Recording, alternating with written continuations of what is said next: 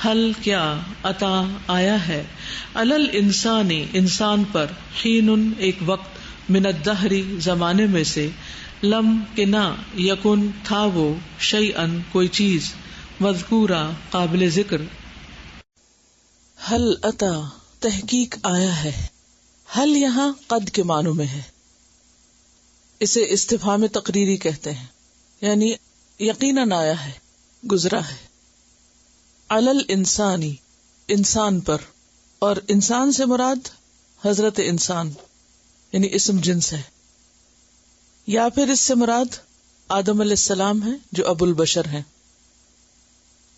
علل انسان حین من الدہر، حین کا لفظ بھی وقت کے لیے آتا ہے، لیکن وقت کی ایک محدود مدت.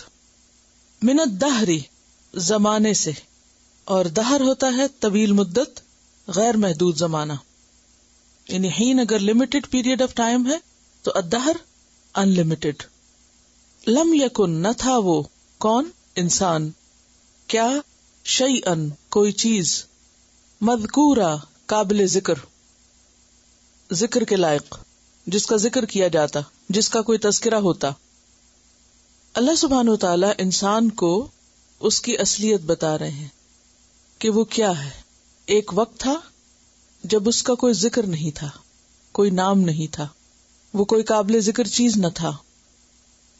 اگر ہم انسان سے مراد آدم علیہ السلام لیں تو اس کا معنی یہ ہوگا کہ آدم علیہ السلام کی تخلیق سے پہلے، ان کی پیدائش سے پہلے، اس زمین پر یا اس کائنات میں انسان نام کی کوئی چیز نہ تھی.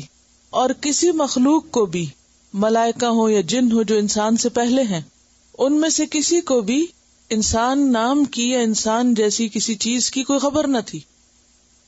یعنی کائنات میں اور چیزیں تھیں اور ان کا ذکر بھی تھا، لیکن انسان کا کوئی ذکر نہ تھا. پہلی دفعہ ذکر کہاں ہوا؟ جنون ہے فرشتوں کی مجلس میں. اللہ سبحانہ و تعالیٰ نے کیا فرمایا؟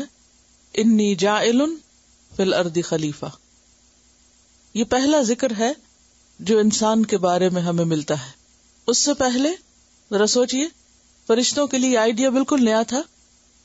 اس سے پہلے انسان نام کی کوئی چیز نہ تھی. تو اللہ تعالیٰ فرما رہے کہ کیا ایسا نہیں ہو چکا؟ یقیناً ایسا ہو چکا ہے. حل عطا یعنی یقیناً آیا. علی الانسان حین من الدہر لم یکن شیئا مذکورا، مذکور مفعول کے وزن پر جس کا ذکر کیا جائے، نام و نشان نہیں تھا.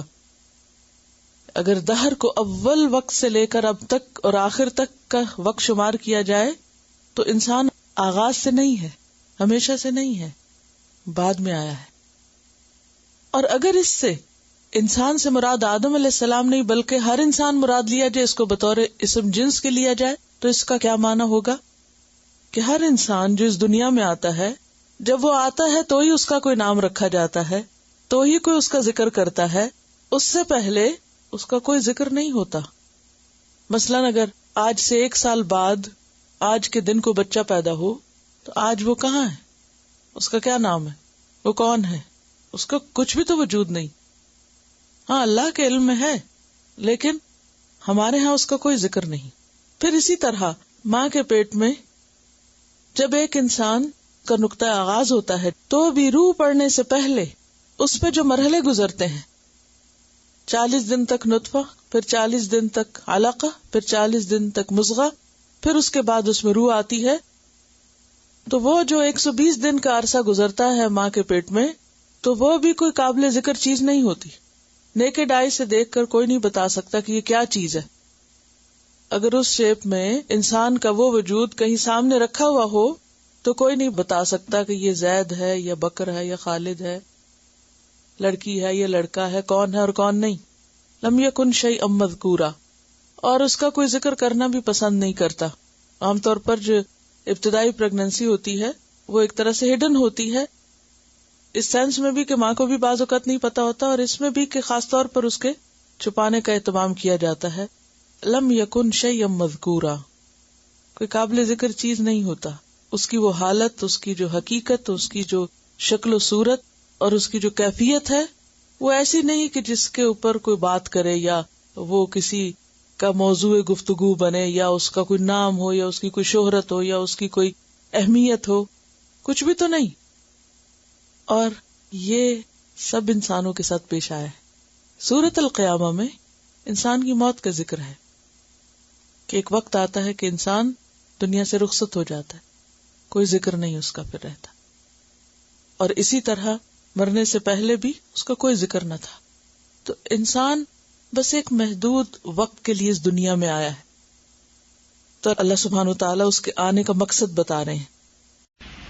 انا بے شک ہم خلقنا پیدا کیا ہم نے الانسان انسان کو من نطفۃ ایک نطفے سے امشاجن ملے جلے مخلوط نبتلیہ کہ ہم آزمائیں اسے فجعلناہ تو بنایا ہم نے اسے سمیعا خوب سننے والا بصیرا خوب دیکھنے والا.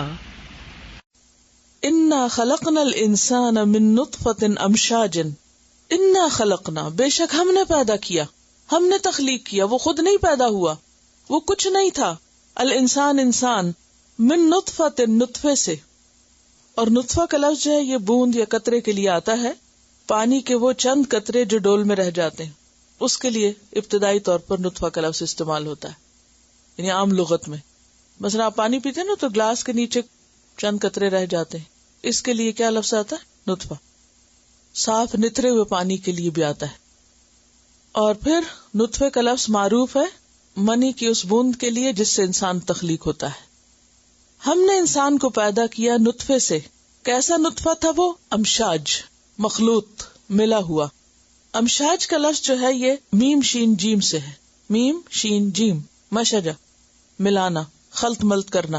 بعض نے کہا کہ یہ مشیج کی جمع ہے امشاج، جیسے یتیم کی جمع ایتام، تو اسی طرح مشیج سے امشاج.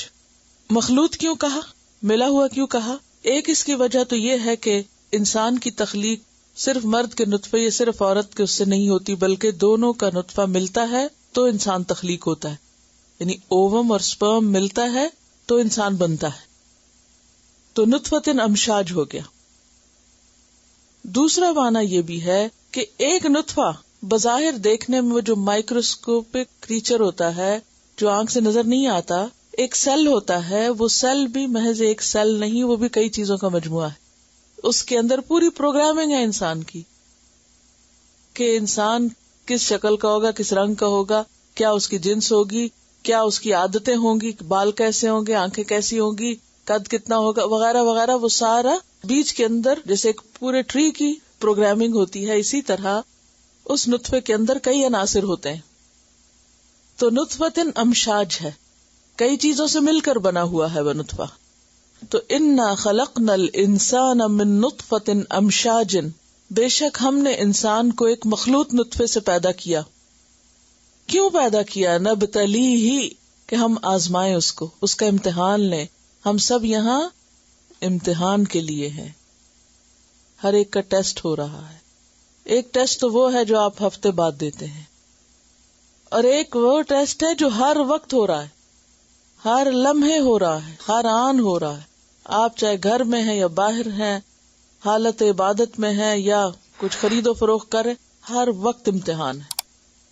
اب آپ دیکھیے حین من الدہر، دہر کو پہلے امیجن کریں، کر ہی نہیں سکتے اس لیے کہ انلمیٹڈ چیز ہے. کب پیدا ہوا، یعنی زمانے کا آغاز کب ہوا، کب تک ہے، ہمیں نہیں پتا.